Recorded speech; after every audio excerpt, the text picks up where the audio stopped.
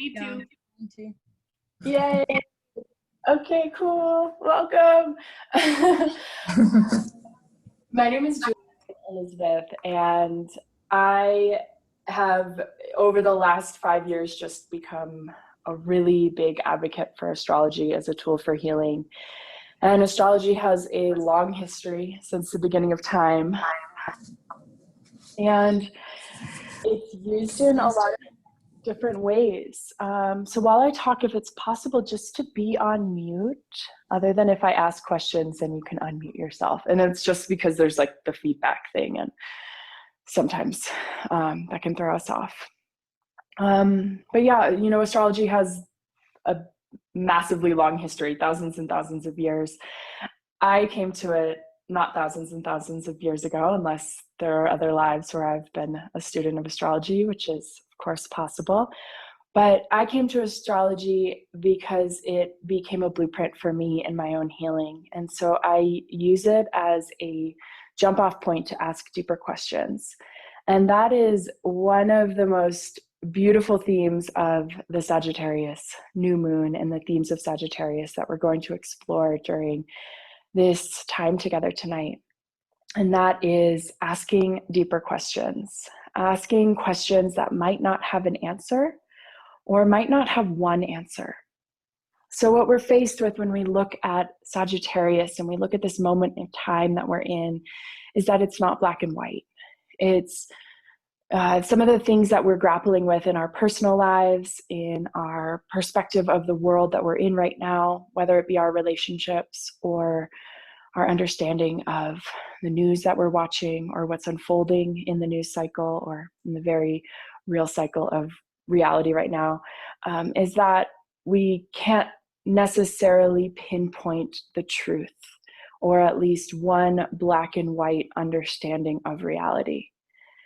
And so what I hope to impart during our time together is an exploration of truth, being that the truth is we all have a different perspective, that we all experience the world as our own little universe. There's a quote that's that, you know, you're not the center of the universe, but you are the center of your universe.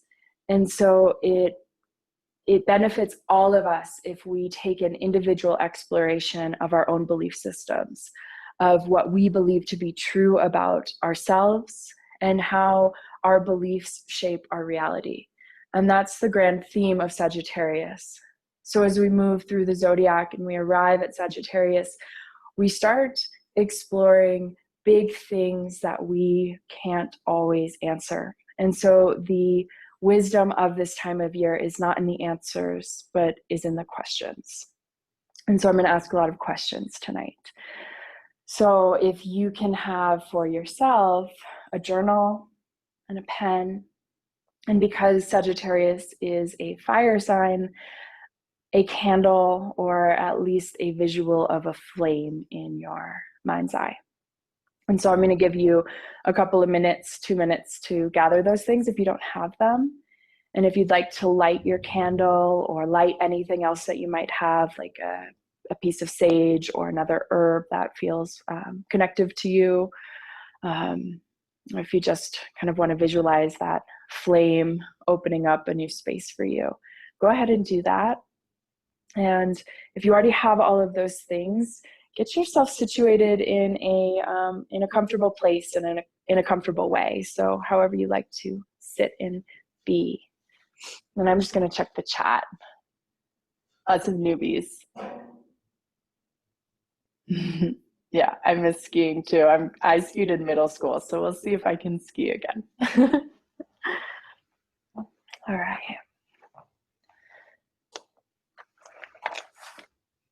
And I'm just going to grab my notes.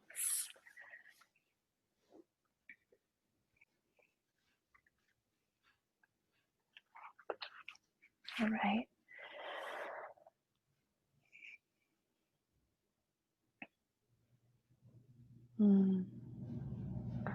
It's so lovely to see people lighting candles and like the shadow cast on it in your homes.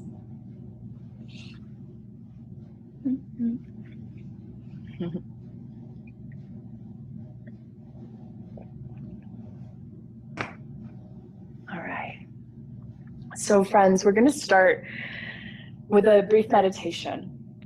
So set yourself up comfortably, like I said. If you prefer to meditate lying down, no judgment at all. You can cozy up, lie down. If you are one who likes to be private because meditation is sacred to you, feel free to turn off your camera. My ultimate hope for any gathering that I can be a part of is for it to feel safe. So please place yourself into a space where you feel like you can access that. And then go ahead and close your eyes.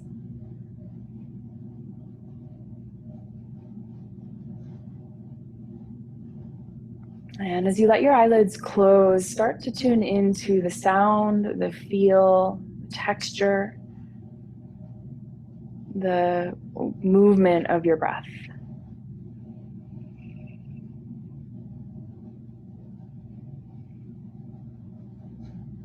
When we look at the archetype of Sagittarius, we see the archer.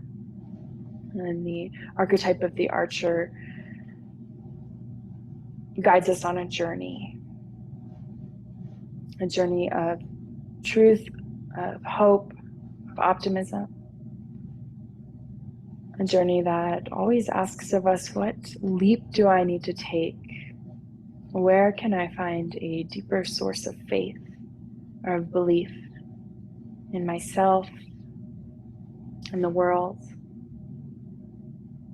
perhaps in something bigger than the two of those things?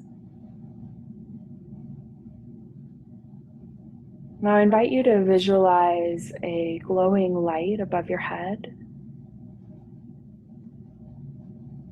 It can be of any color, any radiance. Just allow it to come alive in your mind's eye as a sense or as an image. And it just illuminates the crown of your head. It touches lightly, shining on your hair and your skull. And it just begins to descend down. The light touches your eyes and your eyebrows.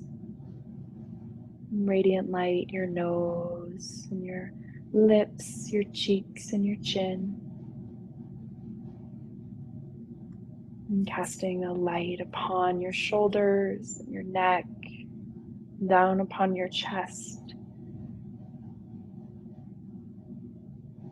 Illuminating the cage of your ribs, and the softness of your stomach, your upper arms, and elbows, and lower arms.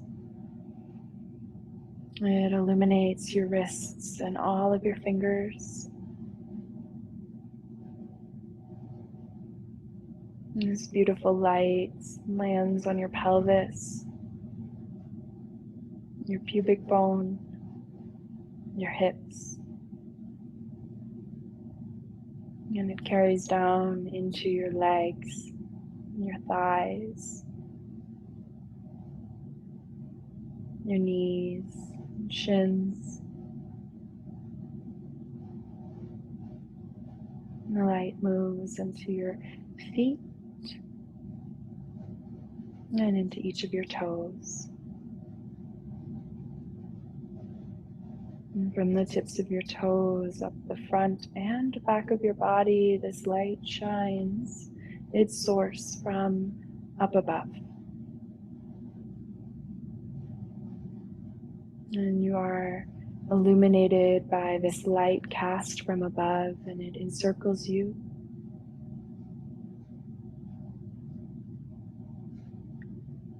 It holds you in its embrace.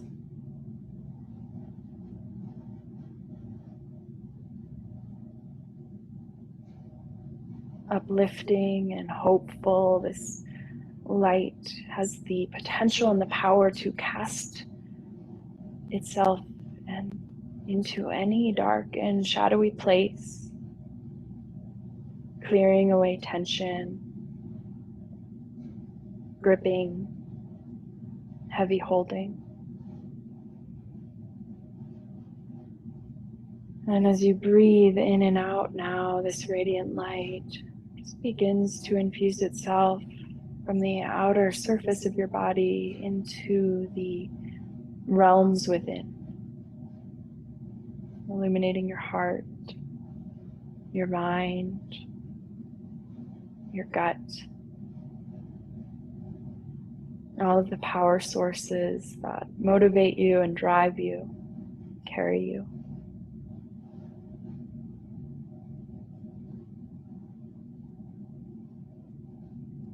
And this year 2020 has been like none any of us have lived. I'm confident about that. And there have been so many twists and turns. Yet within each and every one of us, there's still a glimmer of hope, a light casting itself forward into the future. All of us look at the last final days of this calendar and we see a new one upon us.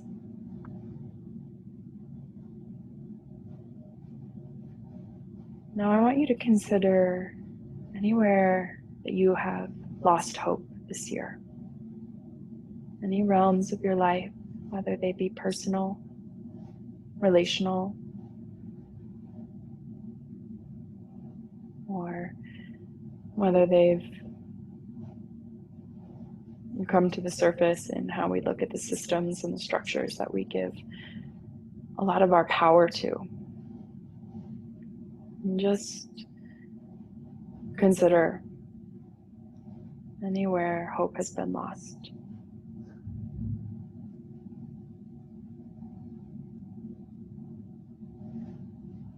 And in that consideration, notice if there is anywhere that might be stored in your body.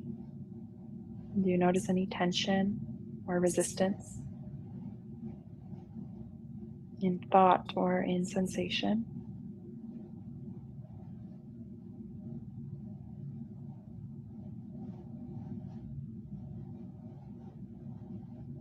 Is it possible for you to navigate a spark of light into those areas and infuse those spaces with a sense of hope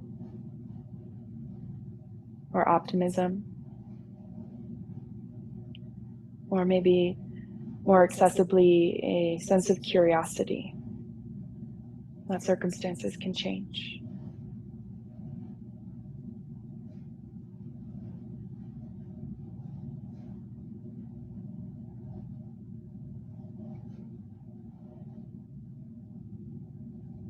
And see if it's possible for that light to grow just a little bit brighter, as if you had a knob that you could turn the degree of illumination up just 5% more, 10% more. Or if those are too big of a numbers, 1% more.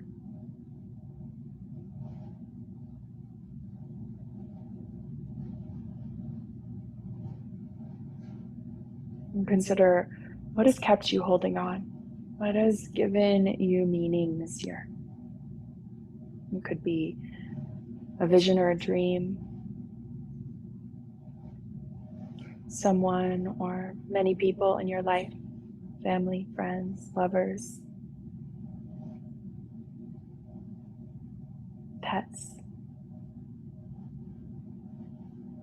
What has given you meaning this year?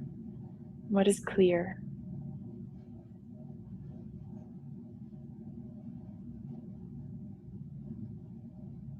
And now I want to invite you to invite that into this experience today. Invite them in.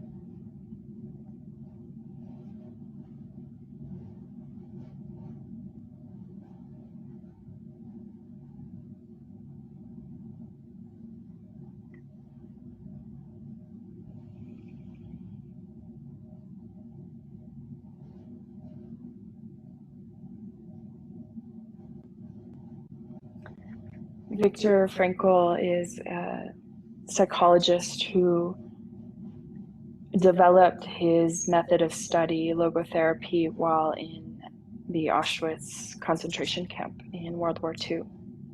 And what he found was that those who were anchored in meaning were able to stay alive longer or survive fortify themselves through the atrocity of what they were living. And he found that truth through his own experience, because it was the image of his wife and the thought that he could potentially see her again that kept him going. And one of the things that he wrote in the very beginning of his book, A Man's Search for Meaning, is, "For the first time in my life, I saw the truth as it is set into song by so many poets, proclaimed as the final wisdom by so many thinkers, the truth that love is the ultimate and the highest goal to which man can aspire. Then I grasped the meaning of the greatest secret that human poetry and human thought and belief have to impart. The salvation of man is through love and in love.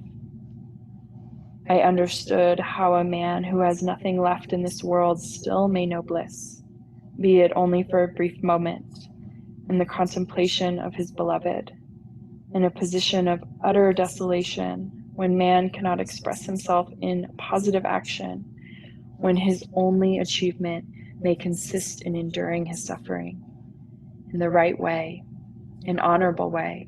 In such a position, man can, through loving contemplation of the image he carries of his beloved, achieve fulfillment. For the first time in my life, I was able to understand the meaning of the words, 'The angels are lost in perpetual contemplation of an infinite glory.'" Now, most of us in this room are not necessarily men by gender, but we can gain a sense of what he means from his experience. That even when faced with great challenge and abnormal circumstances, we can find a sense of meaning that can keep us carrying through. And so as you sit here in contemplation, in inquiry, basked in this hopeful light, I invite you to right away go towards your notebook, first in your mind before you move with your hand, and write for yourself, or maybe better yet, draw for yourself a symbol that represents some of what maybe has meaning for you right now in your life. What keeps you anchored in here when things are changing so rapidly and unknowns reign? And just considering that, even if you are not quite certain about the answer, maybe what you consider or what you write is something personal to you. Because if you are here, your growth has meaning to you. So go ahead and take that moment and draw a symbol or write something or list off some of the things that have meaning for you.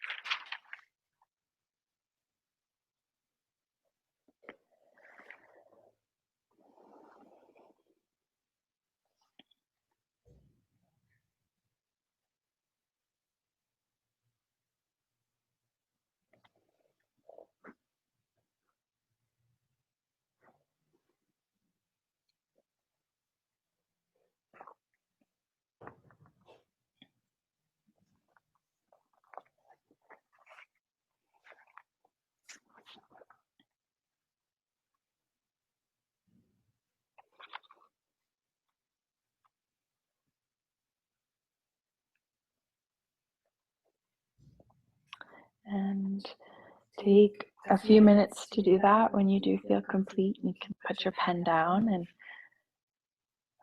if you want to continue with that visualization of light throughout our experience tonight, I'll come back to it. It can be such a nice clearing of tension, just to see warmth moving through the body.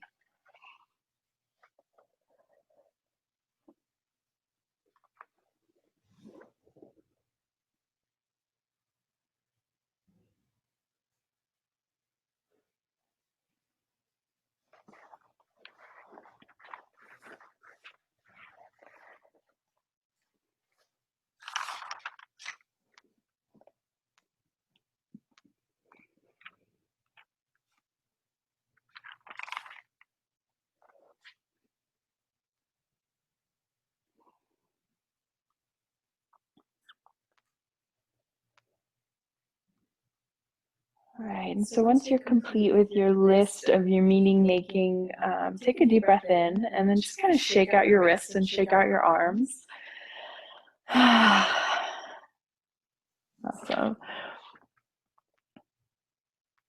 All right, so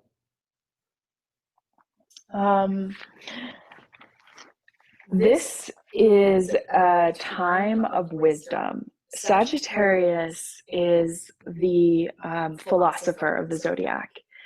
And when we look at astrology, we look at polarity. So we're looking at two sides coming together in wholeness.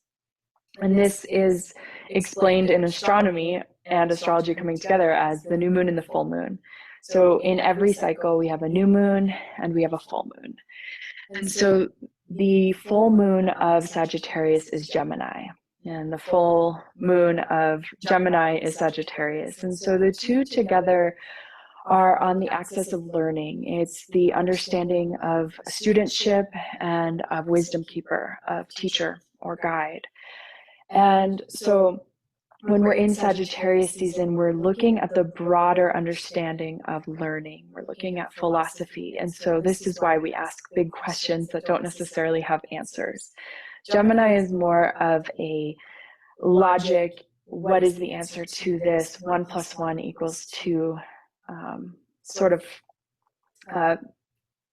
perspective on life. And Sagittarius is more philosophical. So Sagittarius would say, well, 1 + 1 actually = 3, because when two things come together, they form something new. And so it's sort of a time of riddles. And when we're kind of playing in the realm of Sagittarius, I think it helps for us to ask ourselves riddles and to ask big questions that sort of take us on a little bit of a journey to figure out what our answer to them is. And so I'm going to talk about Sagittarius, and I'm going to frame it into a container around Gemini, because Gemini is really, at this time in history, an archetype that we're really empowered to learn about. Because over the next 18 months, we are really being moved into a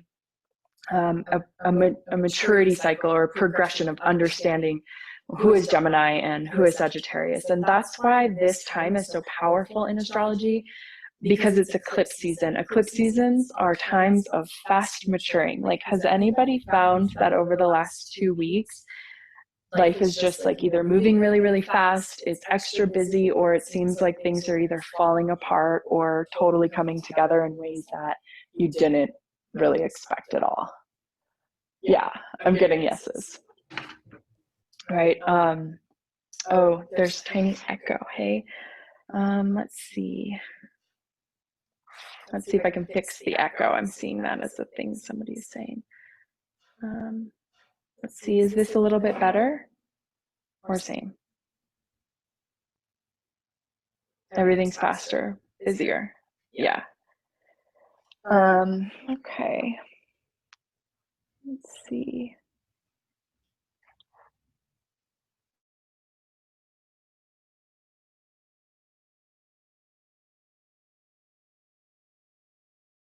Now you're muted.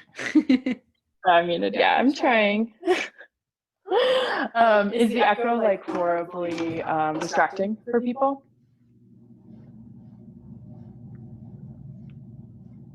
Echo's okay for you. Okay. If someone says it's horrible, I'll pause a little bit more to figure it out. It's okay for me too. Okay, cool. Thank you. Thank you for bearing with me through technological growth. Okay, so anyway, when we have an eclipse, if you didn't know, this new moon is an eclipse, and so that's extra big. We have a lunar eclipse and we have a solar eclipse. Lunar eclipse is a full moon eclipse, and a solar eclipse is a new moon eclipse. So I'm going to talk about a solar eclipse because that's what we're in right now. When we experience any type of eclipse period, what we're experiencing is a 2-week period of time at least where things are changing very rapidly. When the moon obscures the sun, as in a solar eclipse, what we have is the the elements of the moon, which is our sensitivities and our instincts, obscuring the sun, which is our logic and our reason.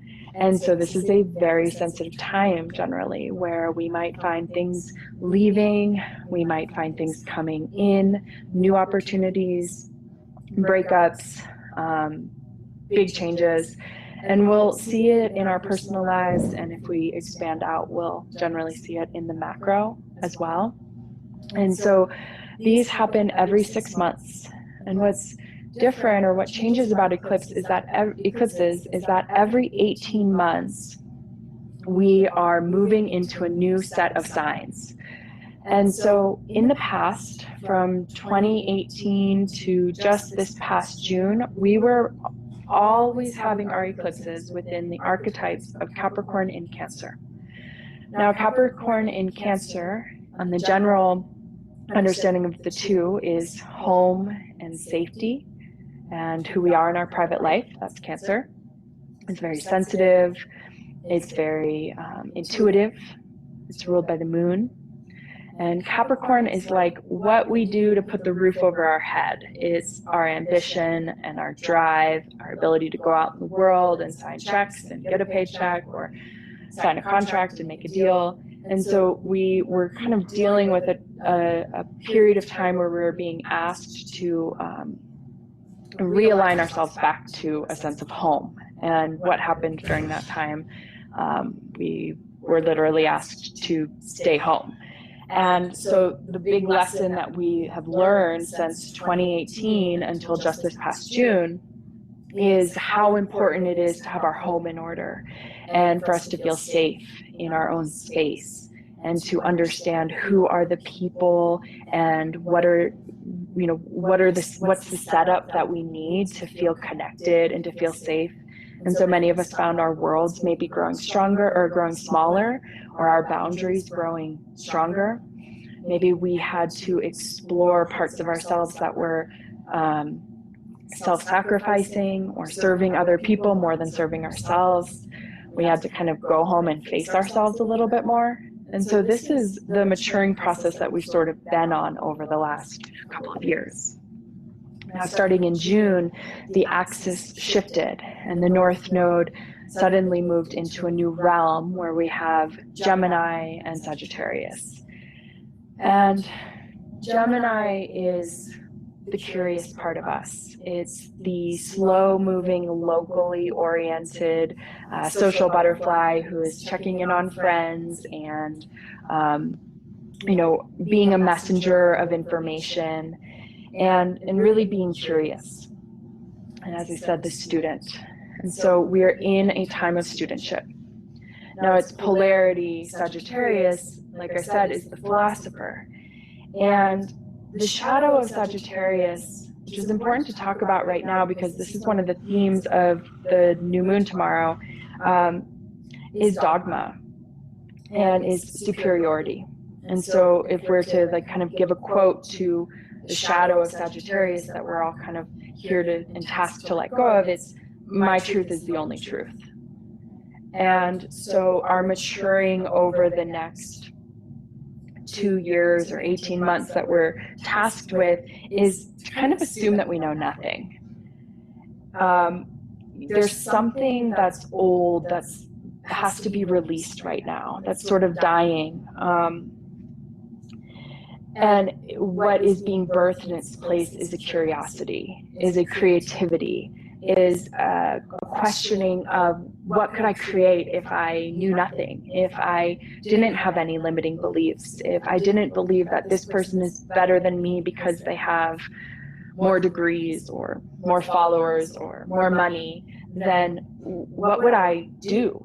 What would I create? And that's one of the biggest themes that we're tasked with questioning over the next couple of weeks, is that we're not better or worse than anyone else. We don't, in fact, know more of the truth than anyone else does. Even if we aren't necessarily as educated in a certain realm, well, we are expert in another realm. And so it's really about finding the light that we want to illuminate out into the world. and to really move through the limitations of our belief systems. Because when Sagittarius is sort of contracted and in its shadow, what it does is it kind of says, well, you can't do that. Or I don't believe that I have that in me, even though I dream about it. Even though my biggest hope is to travel the world, I don't have the money, or I don't have anyone to do that with me.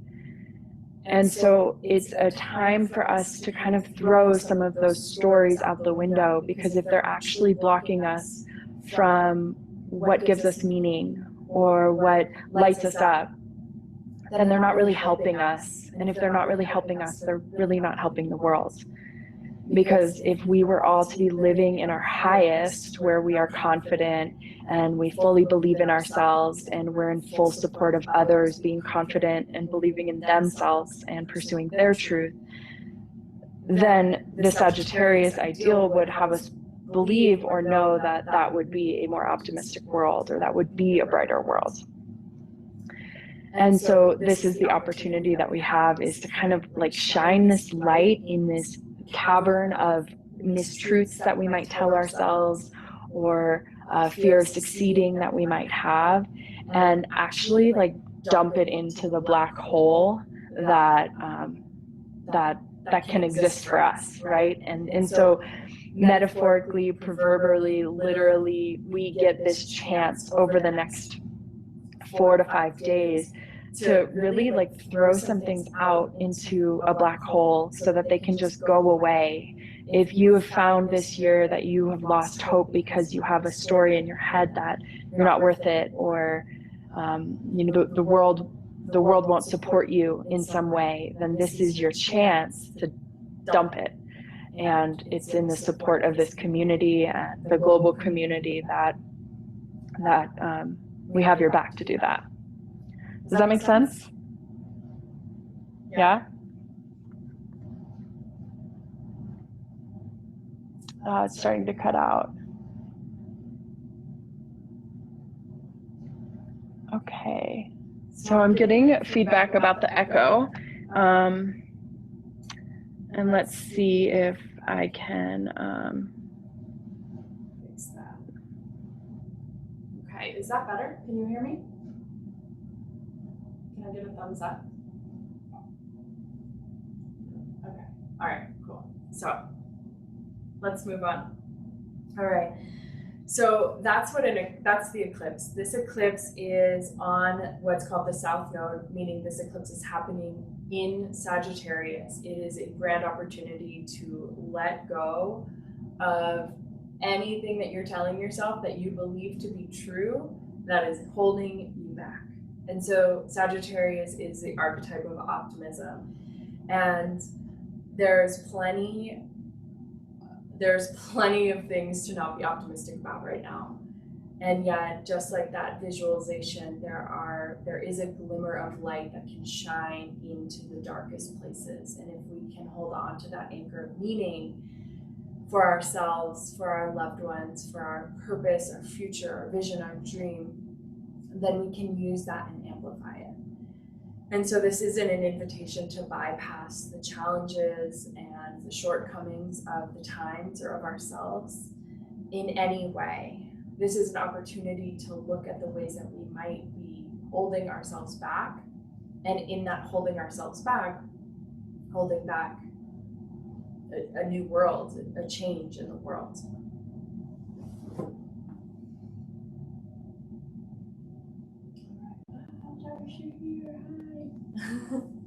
So what else is happening astrologically in this moon, and what can we do with it? So we have what's called a square to Neptune as well. And a square to Neptune has been something that we've been playing a lot with this year, and that's illusion, and it's hiding. It's the facts being blurred, and it's us escaping reality. So there's lots of kind of facets to Neptune when we look at the archetype. So I'm going to take it piece by piece.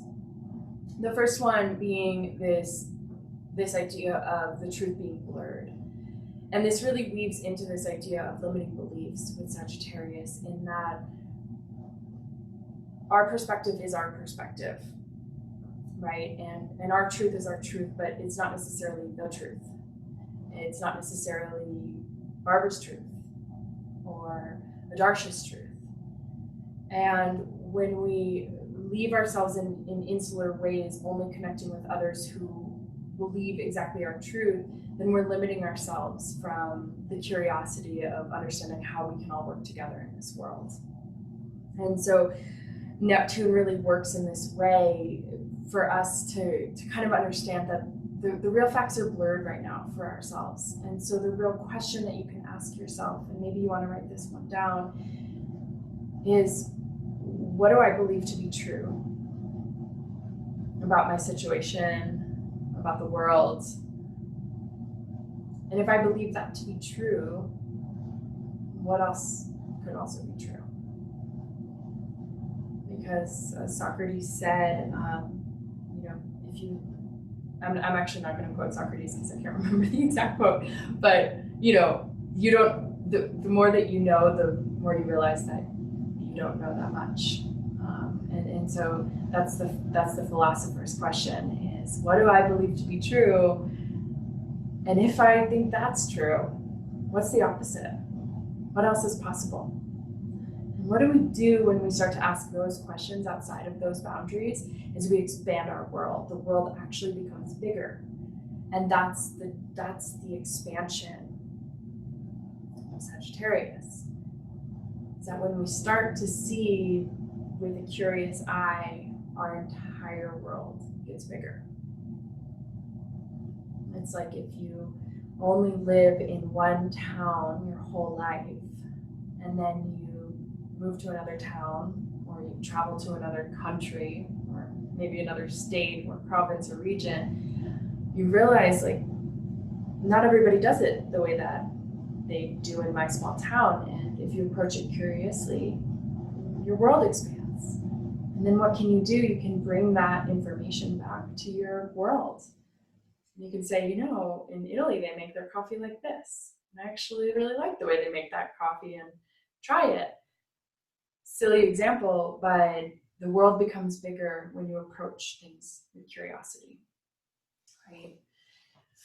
And so that's the big theme, is where can I be more curious? Where am I kind of getting myself stuck in dogma or the like harsh walls of truth? So I'm gonna pop over here and see if there are any questions. Okay, it looks like the echo is fixed. Awesome.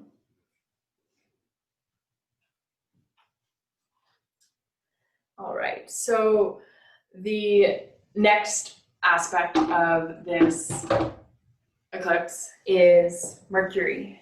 So Mercury is our mind. It's our thoughts, it's our ways of communicating. You can think of it as like a very transactional part of us. Like I am sharing a message and you are receiving a message. And with any communication, there's the sender, there's the receiver, and then there's the noise of it. So it's also the thoughts that you're thinking as you're listening to me, maybe the connections that you're making, the agreements that you have or the disagreements that you have with what I'm saying. And so Mercury is all of that. It's like the big realm of thought. And it's also the messenger. So it's the overall message that's being shared. And when Mercury is kind of nestled into this new moon in Sagittarius, we have to ask, when we're thinking about the big message being shared, well, it's very subjective. It's very much based on how you receive it and how you apply it to whatever is going on for you, whatever you're thinking about, whatever you read before you came into this session, maybe how hungry you are or how not hungry you are, how much sleep you've had, dream that you had last night, right? All of those things are shaping the way that you receive the message. And so the actual content of the message is only one small part of the overall message.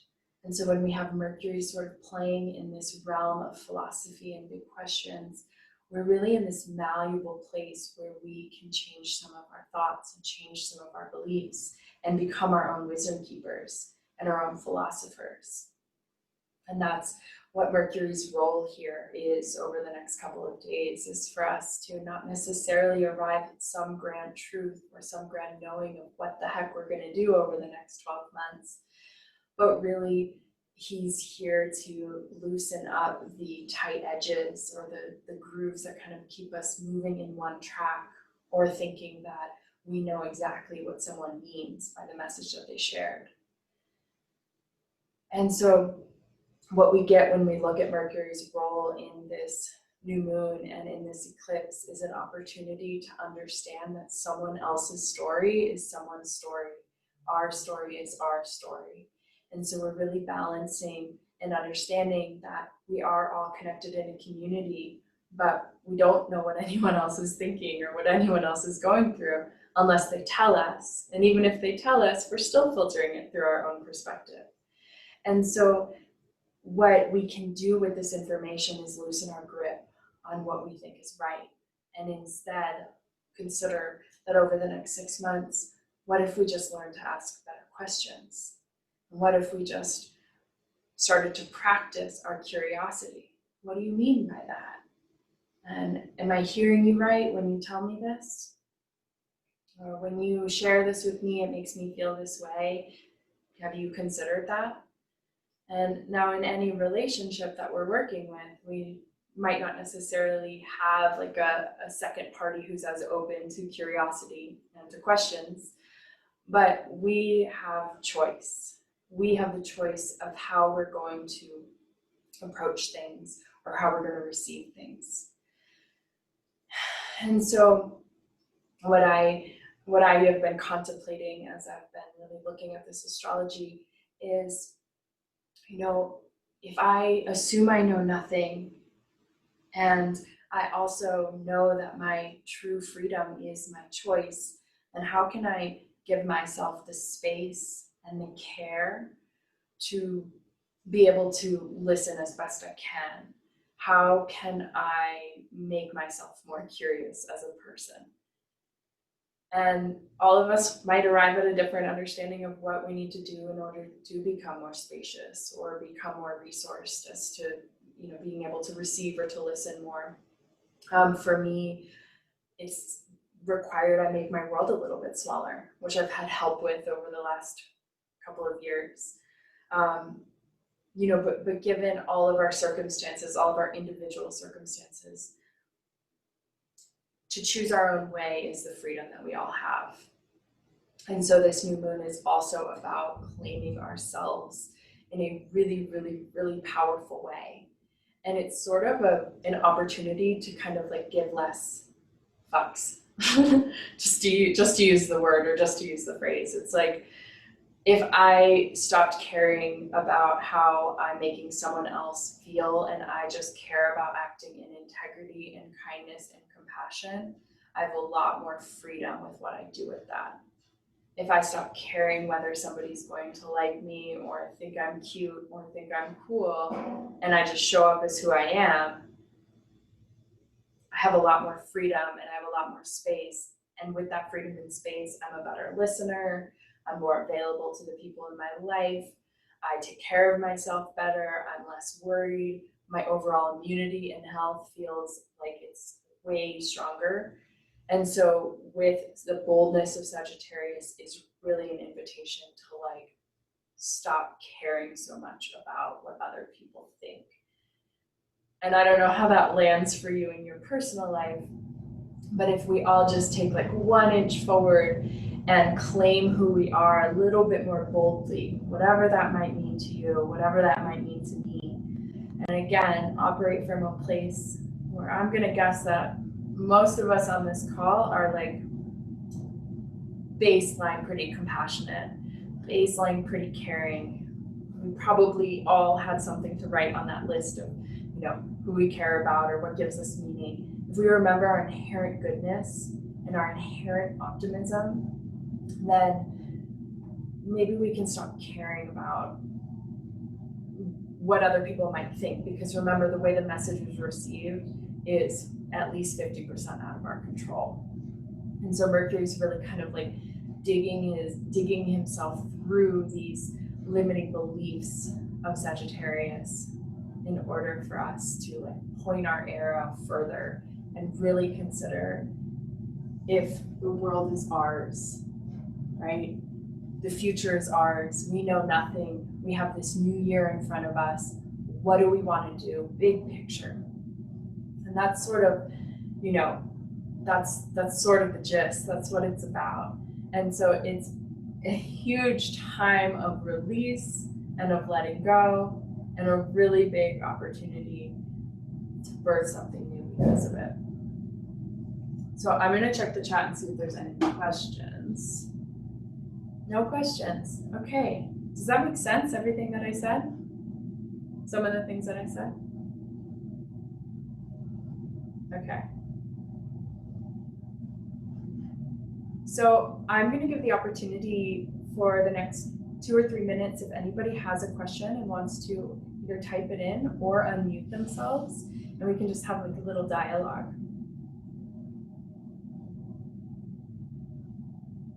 Barbara, you've been reading about your North Node. Barbara, where's your North Node? I don't know off the top of my head. It's the 6th house, Capricorn, and then the South Node is Cancer, I think. In the okay. Can't exactly remember what that means, but I remember kind of like a mission, life mission. And you saying, talking about Sagittarius, the new moon Sagittarius, I just realized what I need to let go of moving forward so I can aim right to where I want to go. So yeah, thank you for that. Yeah, you're welcome. Yeah, so just we have a collective North and South Node that changes every 18 months. And this is like, what are we as a people here to learn? And it's curiosity right now. It's staying relatively local, being curious, learning how to relate to each other instead of staying in dogma or this is my side of the fence and the only people that are allowed on this side of the fence are the people who think like me, talk like me, look like me. And this is on all sides. This isn't a political thing. You know, this isn't like, oh, this side does this and this side doesn't do this. It's sort of the remnants of a very dogmatic age that we're moving out of. And so this shows up in our human behavior. It shows up in all of us in some ways. As much of a generalization as that might sound, we all have little ways where we might feel like we're being excluded or we're being exclusive, where my truth is my truth, and if you don't believe it, I just can't be around you. And that can show up in so many different little pockets of ways. And so we're actually moving out of that time collectively, where we're kind of like, well, we have to learn how to work together. And I had this experience over the summer that I'll share, where I had a next door neighbor who is a really, really kind, nice person who I got along with so well, and like just in terms of being neighbors, great relationship, even through a pandemic, like just said hi to each other all the time. And he believed in things that I had never really been exposed to, like lots of conspiracies, lots of totally like what a lot of people would say is off the deep end. And and that's all I'll say about that. But what I really gained from my experience is that we're all neighbors, and we all need to, in as much as we can, learn how to be more curious about each other, I think. And I think that's a big part of where we're kind of going over the next 18 months. And so we all have our own North and South nodes as well, and this is sort of our life path and our life direction, which Barbara talked about, and so they all kind of weave together. So I'm going to look and see some questions now. Is there more to understand around my relationships that have even felt really solid, feel more uncertain now, besides everything you've already stated? One of the big aspects of an eclipse that I try to stay connected to in my own work and my own self is trust. It is trusting that what comes to the surface during this time is meant to come to the surface, to be reviewed, to be released, or to be bolstered or strengthened. And so uncertainty is not necessarily a bad thing, because so much of life is uncertain. And so when we do find certain things becoming uncertain, whether they be relationships, personal choices that we're making on our life path, we're given this time right now to kind of consider, is this something I want to carry with me forward? Is this something I want to course correct, strengthen, or is this something that I might need to let go of? And so when certain relationships or certain situations come up and they become uncertain or unsteady, even if they once were, it really is a time to turn those questions back on yourself and consider, what might I be learning from this dynamic? What might I be learning from this specific relationship?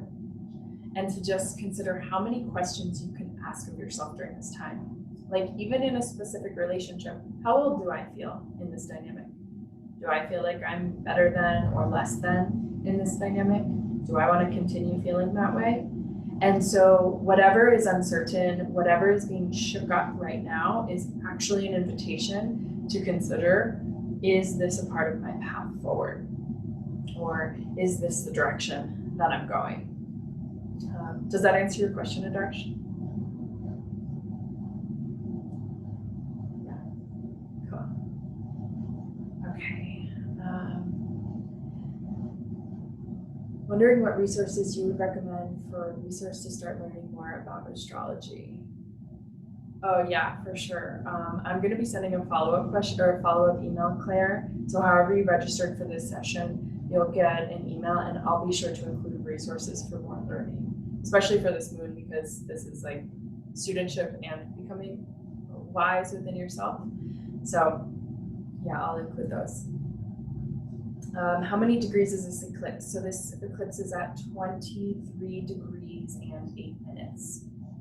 So it's in the later half of Sagittarius, which means it's even more powerfully connected to this idea of letting go, this idea of like dropping things in a black hole. And we're going to do a little exercise in a minute to kind of consider what it is that I might be letting go of, or we might be letting go. 23 degrees of Sagittarius, yeah. Does it have any particular significance that Uranus in my natal chart sits at 29 degrees of Sagittarius and the full moon eclipse is at 23 degrees of Sagittarius? Yeah, so one of the, so if you were born in the later half of 87, so like September 87 into like middle 88, then you'll have Uranus close to where this moon is. And so this means that it's a kind of a powerful time for you to wake up through whatever it is that you're letting go. Remember that like something is dying so that something can be rebirthed. We are letting go of dogma, we're letting go of limiting beliefs, black and white thinking in order to birth creativity, in order to birth optimism or a big vision, big dreams in the year and a half to come. And so if you have this type of aspect being like you're right now like 32, 33 years old, then this is a time where you might be waking up to how powerful you are, or I think all of us kind of are, but like, you know, kind of waking up to an idea that like, you know, you can kind of run more of your world than maybe you have in the past. Maybe it's time to kind of let go of ways that outside forces have been running your world a little bit more than you would like. Does that make sense? Okay, cool. All right, last question. Does Saturn return in Capricorn have anything to do with what's happening now? Yes. Okay, so that's the next thing that I'm going to talk about. So if you are kind of in that age, so if you're in like 28, 29, 30, as well as like 54, 55, 56 years old, you are in completion of your Saturn return right now. And like straight up in completion, like in 4 days, Saturn moves out of Capricorn and it won't come back for 30 years. So what does that mean if you don't know what Saturn return is? You know, Saturn is really all about rules, how we establish authority for ourselves And usually when we're in the first 30 years of our life, or certainly in the first 15 years of our life, a lot of the rules that we're establishing for ourselves, or a lot of the ways that we play by the rules, they're not really determined by us. They're the rules that our caregivers gave us, or the rules of our society or of our school or whatever social construct that we live in. And so every 3 years, Saturn spends a period of time, that 3-year period of time, in a certain area of our astrology. And in that time, we are playing by those rules. We're learning those rules. And so by the time that we get to 28 years old, 30 years old, we might look around at our life and be like, wait, I didn't choose this. This isn't the world that I want. And so we might be deconstructing things, or Saturn might be deconstructing things. And so the past 2.5 years for anyone who has Saturn in Capricorn within their astrology, and pretty much anyone on Earth, Saturn has been doing its work to get us to question authority, deconstructing systems and structures that are outdated, that don't work. And because of this, we at this time, as Saturn moves in its final degrees of Capricorn, we are kind of having a lot of the work that we've been doing and a lot of the lessons that we've been learning over the last 2.5 years come back up to the surface. So this plays into this idea of limiting beliefs as well, because this is a time to really look back. Since December 2017, and you write that down as a date of reflection, so from December 2017 to now, December 2020, what are the themes? What have I been learning? And Saturn's harsh. And so it might be that you have been learning hard lessons in relationship. Maybe you have been learning hard lessons when it comes to money, to career, to home life. Maybe you've moved a bunch over the last 2.5 years, and it's just been like struggle after struggle after struggle. This is like the final point, and we call this the energetic degree. It's the 29th degree. It's kind of a buildup or a revisiting of the themes of the last 2.5 years. And so not only are we kind of in this dynamic of the eclipse, stirring things up, asking us to reorient ourselves, we're also here with Capricorn or Saturn in its final degree of Capricorn, really saying, hey, you are your own authority. You have matured immensely over the last 2.5 years. What are you capable of building in this life? So right now is really, really, really an initiation into a new phase, because when Saturn moves out of Capricorn and into Aquarius, which is where it goes next until 2023, it's like you're still learning lessons, but it's more from like the perspective of liberation, of really calling in the future vision into the current reality. And so when Saturn is in Aquarius, it's much more innovative. The questions become, what's holding me back from building this new technology or trying this new thing? And so when we move into Aquarius, it's an air sign, and it's much lighter. It's more intellectual. It's it's kind of electric, and it's about moving through new barriers. And when we can bring that Sagittarius optimism into it, or that Gemini curiosity into it, what we usually see historically is great innovation. Like the internet and email were created when Saturn was in Aquarius. I think electricity was created when Saturn was in Aquarius. So we see immense technological advancement and big changes in how we connect and create with each other using the structures of Saturn. So to answer your question, yes, Saturn in Capricorn moving out of this sign is a huge part of kind of like this time that we're in. And so we can ask the questions that I already asked, which is,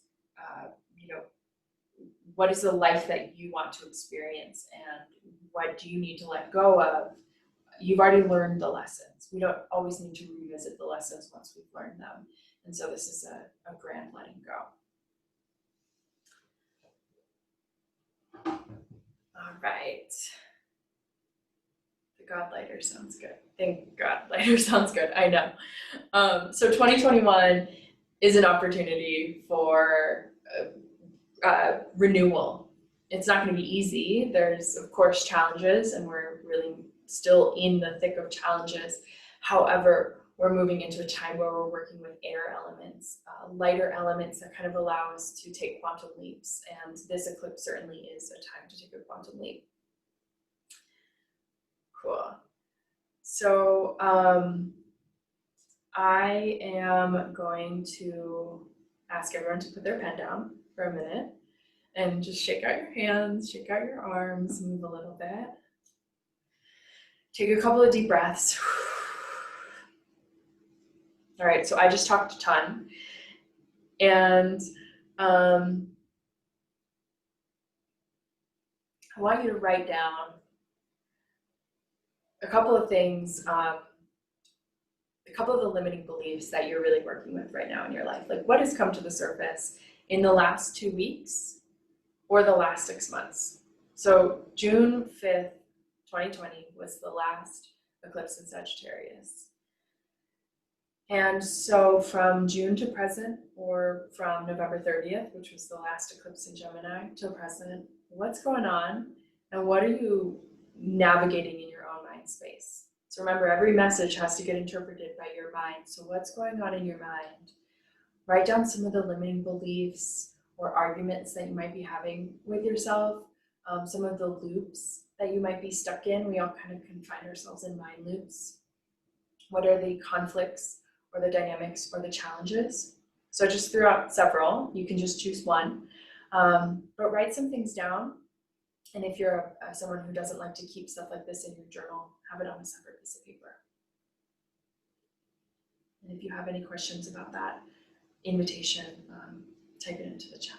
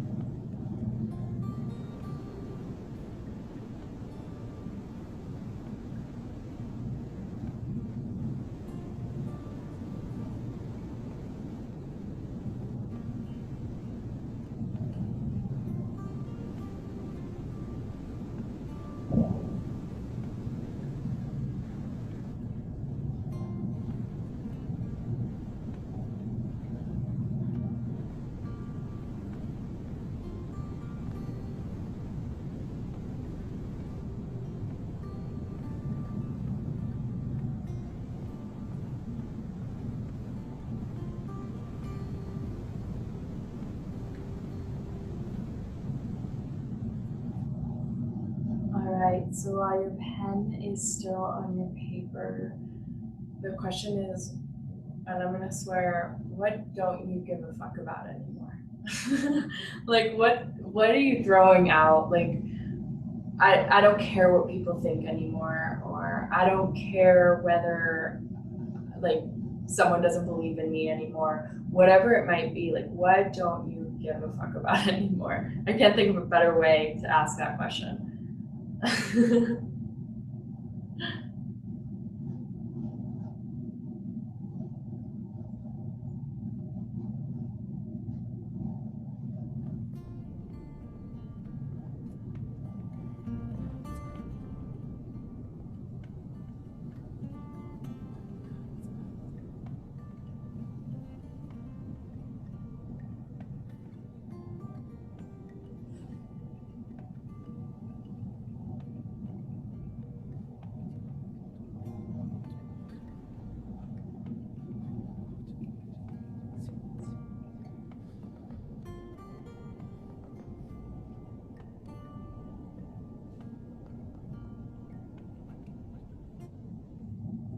Right, and as I like to do it, because I am a Gemini, this is like rapid fire questions. So if you can identify your limiting beliefs, you know what's holding you back, you don't give a fuck about a certain thing anymore, what is holding you back? Is it a fear of not belonging? Is it a fear of disapproval? Is it a fear of failure? What is holding you back? Maybe it's not a fear at all.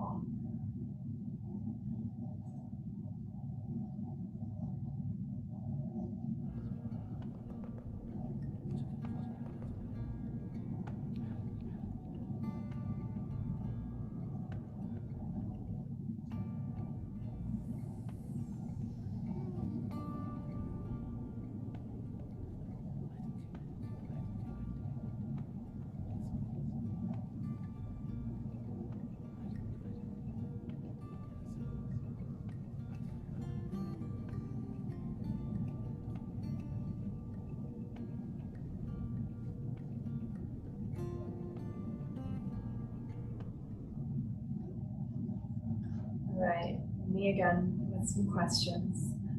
So, limiting beliefs identified, what we don't care about identified, what is still holding us back identified.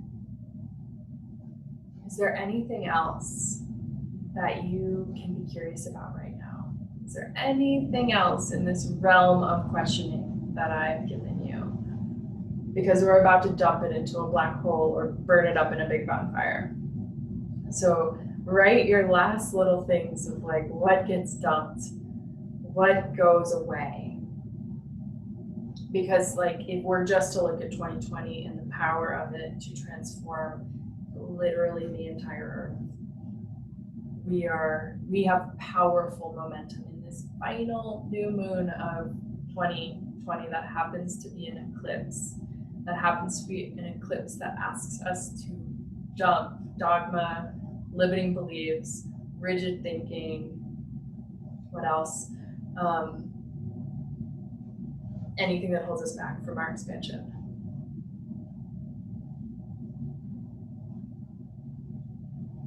And then can you go ahead and throw something on your list that's a little bit bigger than you? Maybe some of the big themes that have come up as a global community or as a worldwide community. Inequity, racism, sexism, identity politics. There's plenty. What would liberate us all a little bit more? Any lack of compassion for humanity?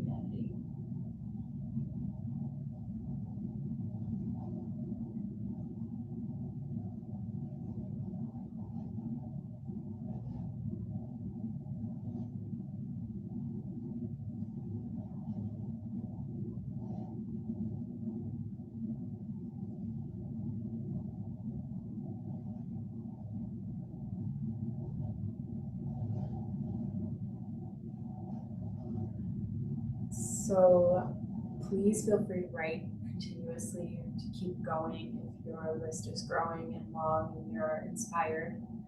I did invite you to bring a candle to our session today. I don't want you to break fire restrictions or fire rules or burn anything if you're unsafe to do that. So you can choose to burn this up now, or maybe more responsibly, sometime before 8 a.m. Pacific time tomorrow, burn that shit up. And like metaphorically or literally let it go. And if you don't resonate with burning something literally or figuratively, we are moving through what galactic astrologers, which is way beyond my realm of expertise. These are the astrologers that study galaxies, not the universe, but galaxies. They hypothesize that 26 to 27 degrees of Sagittarius is a massive black hole with which our universe is pinned to. And so when we're moving through this eclipse, we are also moving, according to them, through a giant black hole. And so you can dump your shit in something bigger than a fire or a candle. You can literally dump it into the biggest black hole that is pinned to our galaxy. So if that's not an invitation enough that your limiting beliefs can have that much magnitude and be that much released right now, then I don't know anything more powerful than a black hole, honestly. But if you do, love, actually, I think love is as powerful as a black hole. And what we're doing is letting go of what's holding us back from love, from our greatest strength, our greatest power, our ability to really be active participants in the world, which is what 2021 really demands of us. All right. So the fire ceremony is going to be a private ceremony in the interest of time and safety, but you have your list of what you're letting go of. So as we move right now towards the final part of our time together, I want to just invite us to take a collective deep breath in. And a really audible, honest exhale out. Because like, what a year of everything. We have been challenged to grow in ways that are epic. And we've all risen to that in the ways that we all have. So assuming we know nothing, right? That is the blessing of a conscious Gemini. I know nothing.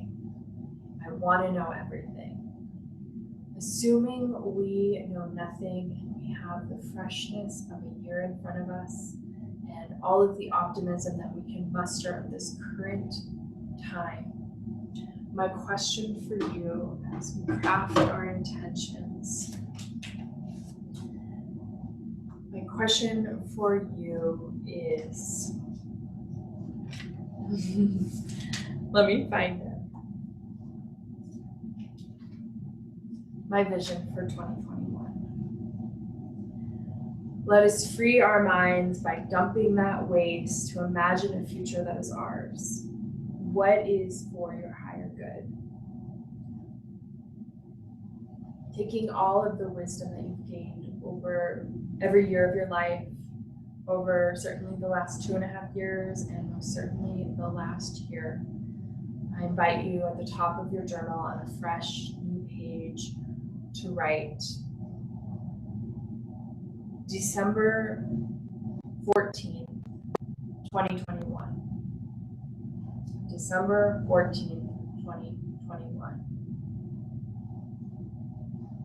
And what I invite you to write on this fresh piece of paper is everything that you've done from now, December 13th, 2020, until then, 2021. And so, assuming that every possibility is here for us, that there will be challenges, that we don't create anything great without challenge, that's true, but everything is available to you. And if that feels like it brings up a lot of uncertainties and a lot of limiting beliefs, those are yours to write on that other list that you're going to dump in the black hole, burning fire cauldron. Because right now we're playing with optimism. We're we're playing with that light that can go into hopeless places and find worth. So I'm going to give us 5 minutes, but I don't anticipate or expect that that letter or list will be complete in 5 minutes. If it's not, that's the time that we have. If you have any questions, please use the chat or unmute yourself. My vision for 2021.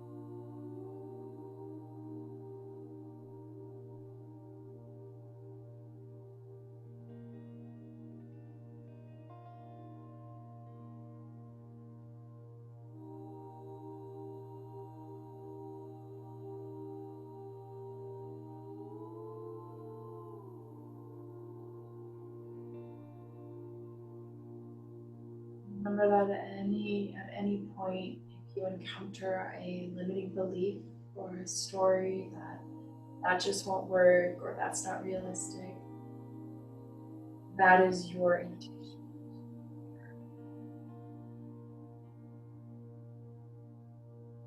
Everything that you write down has potency with Mercury right on the cusp of an eclipse. Verbalize it, you can see potential is right. In fact, in itself, it might just be the start.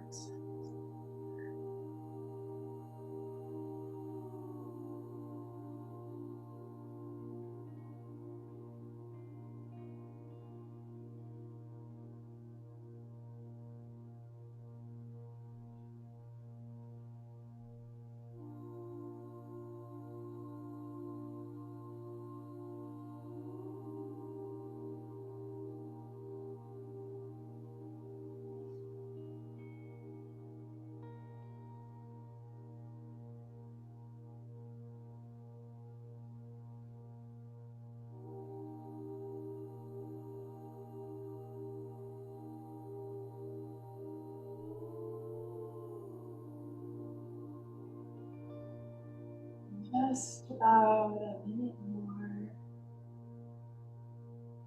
remembering that you have some time to wait. Reopening.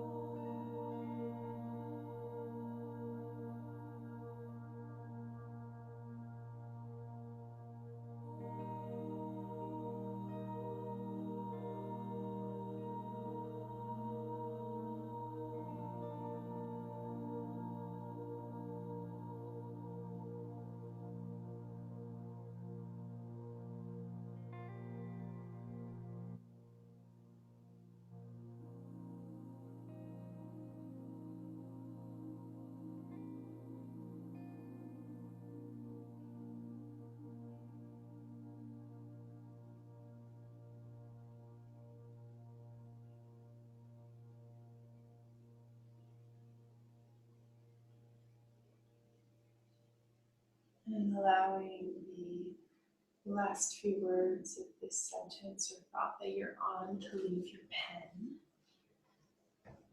Writing any reminders that you might have to come back to as you complete this visioning. And then go ahead and put your pen down.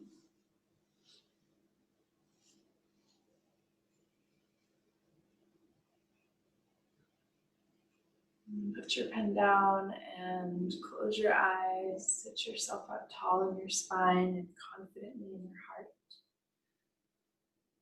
And just notice the breath that's moving through you right now. This source of life that is flooding every cell in your system, every cell in all of your systems.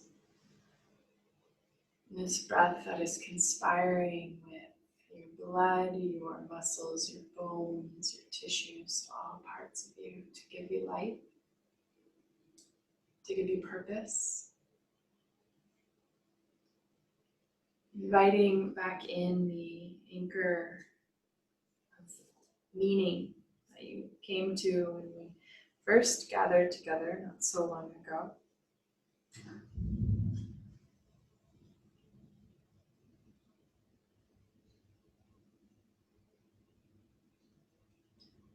Viktor Frankl says, "For the meaning of life differs from man to man, from day to day, and from hour to hour. What matters, therefore, is not the meaning of life in general, but rather the specific meaning of a person's life at any given moment. Everyone's task is as unique as is his specific opportunity to implement it. Ultimately, man should not ask what the meaning of his life is, but rather she must recognize that it is she who is asked. In a word, each person is questioned by life, and she can only answer to life by answering for her own life. To life, she can only respond by being responsible. Live as if you were living already for the second time and as if you had acted the first time as wrongly as you are about to act now. We always have fresh life in front of us. As your intentions for this cycle come together, you may already know what you wish to accomplish, or you may not. Trust that all will unfold perfectly in time. Know that this brief ritual has aligned you with what you desire. Now go ahead and take a deep breath. And place your hands on your heart. Visualize yourself being surrounded by 40 others in a circle. And ask your heart now, is there a closing message for you? It may come as words, picture, sound, or body sensation. It may not necessarily come as anything, but a lingering question. Give yourself a moment to receive.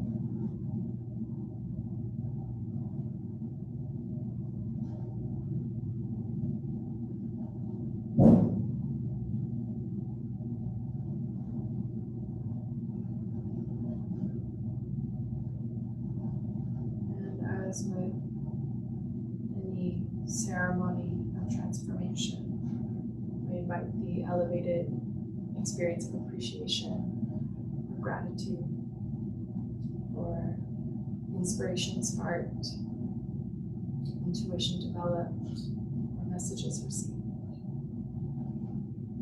So thank yourself, mind, body, heart, spirit. Thank you to all who gathered. Thank you to our hosts, our teachers, and the open road that lies in front of us. Our session is now complete. Thank you.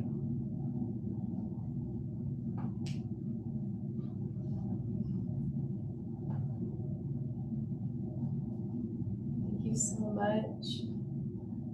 Feel free to unmute yourself if you'd like to say goodbye. Can't hang out for too much longer. I'm gonna go look at the stars.